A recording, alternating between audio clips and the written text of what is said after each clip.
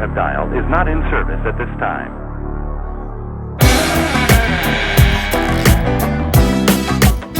What's happening, everybody? It's your boy SteppenVance here. Today, at this moment, I was inspired after watching Angry Joe to do a little overview, an expansion, so to speak, of the Obi Wan Kenobbi first two episodes. Probably going. We're going into spoilers. It's not going to be a long video. I want to be light on the show, favorable, just because it's Obi Wan and I really enjoy the prequels. I grew up with them, and I really want to support it. And I needed some time to absorb it, to give my solid review, score out of 10. And after thinking about it, after pondering over it, I honestly can say, episode 1 and 2, 5 out of 10.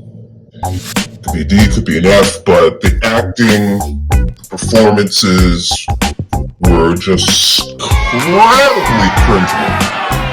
They were holding themselves back from giving a performance. I believe in episode 1, when we're introduced to Leia Organa, like, the little girl's acting, like, we've seen some great child actors. But, like, to me, she's not acting like, she's acting smarter than what an actual child would act like. Even if the child is, smart and educated, she's like, 9, 10 years old? Some of the things a kid would do, the arrogance, the confidence, the know-it-all. But at the same time, you're not going to be smart to do things, say the things she says. But all right, let me just stop right here. I'm gonna stop wasting time. I'm gonna go to things that I did like. All right, so the chase scene when Leia goes out into the field and is being chased by the mercenaries, the expert mercenaries.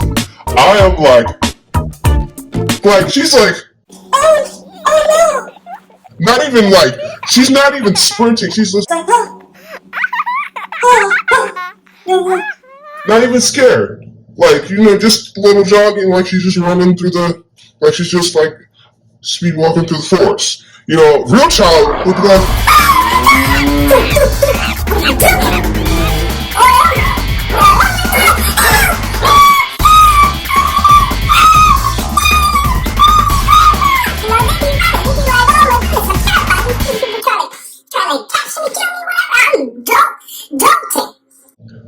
if I was a kid, that's exactly what I would have done. Okay? Problem is these mercenaries, multiple times they had an opportunity to capture this girl. But they stop when they have her and watch her run away. She's like this, cornered, right? And they're all just like, and they're like, oh, and she's running, she's like, oh. And it's as if she has a plot shield around her that prevents them from actually getting her. It's like, one point, one of the dudes is like has her, she's just like, oh, and he has her, and she just, like, the plot is like shielding her, just like, oh no, the plot, back up, let her run, alright, she's running, alright, just kind of jog, and try to, it's like they're not even trying to, I'm like, what the heck is going on here? Another thing is this Jedi on, what's the planet they're on? The desert planet. The desert planet. Tatooine? Jakku, whatever. I think it's, Tatooine. This Jedi guy, I'm like, the biggest problem I have, like, the scene, this is probably the directors or something like this. When Obi-Wan sees that he was hanged up, but he's not hung by the throat. He's like strapped around his body, which makes me wonder, in this crowded city, how were they able to kill him and hang him strapped around his body? There didn't appear to be any shot marks. No, they didn't hang him by his throat. How did he die? How did he get captured? And how did he die? That was a pretty lame part. Another big issue I have with the series so far is the music. Where is the music? John Williams.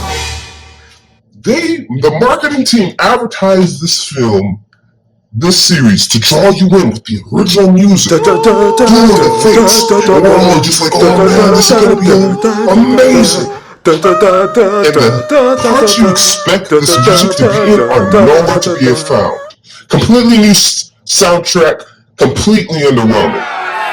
Even when they do flashbacks to the prequel scenes, there's no music. I'm like, oh my goodness. What is this? Not a hint of Star Wars music. Not a hint of it. And in episode 2, when Obi Wan loses her and is trying to catch her, I'm like, Obi Wan, you just gotta grab her, take her, come on, let's go. And he's just like, same thing with the hunters. The plot is shielding Leia from being caught, and she's not even running. She's just kind of running. No, Obi Wan, just grab her. And another thing is Obi Wan Kenobbi. Everybody gets that he is. The girl sends out a broadcast to all the bounty hunters everywhere that Obi Wan is being hunted, and they all got the trackers for him. And he takes off his clothes. I'm like, what the heck? What the heck is this guy doing? I'm like, Obi Wan, you gotta put a mask on, put the hood up, because everybody knows who you are and see you. I'm like, Lord, the stupid decisions in this series, I can't even begin to comprehend. How is this even possible? Another thing, Angry Joe just pointed this out when he reaches out to use the Force to save Leia before hitting the ground, right? Reaches down, uses the Force, prevents her from getting onto the ground. Kind of like Jedi Fallen Order when he reaches out to use, but in a much weaker way. I was just like, it's so underwhelming how he did it. But he does it, right? His ground. A second later, he's running around the corner like, oh my God, where did you come from? The editing team, what is going on, editing team? What is going on? How did he, not even if you jumped down there, would you be there that quickly? Did he teleport? Did the people forget logic? Even though it's illogical and it's fantasy, but still, logically, it would take you much longer to get down there. At the same time, the Inquisitor, was it third sister, whatever, is looking to get to Obi Wan and somehow did not make it in time. Oh my goodness, I stayed up all night for this. Like, the show ain't getting better. There's only what, 4 more episodes? I'm like, come on guys, the acting is off.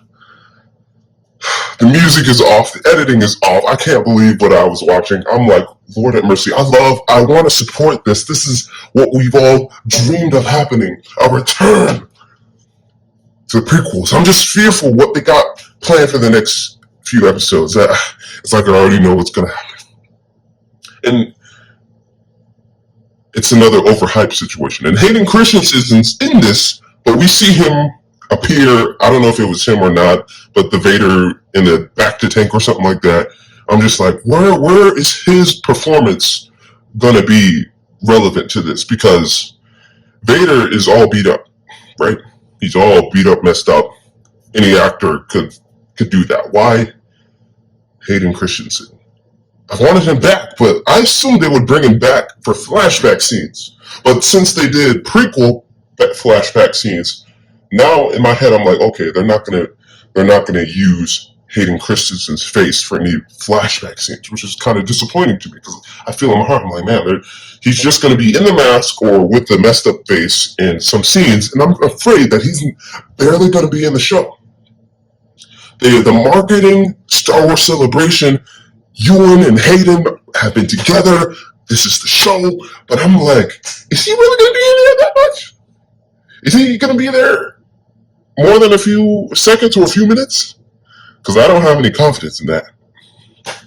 Anyways, I've rambled long enough, but those are my thoughts on the Obi Wan. If you have any thoughts that you would like to discuss with me, comment below and let me know. I'll see y'all later. Bye-bye.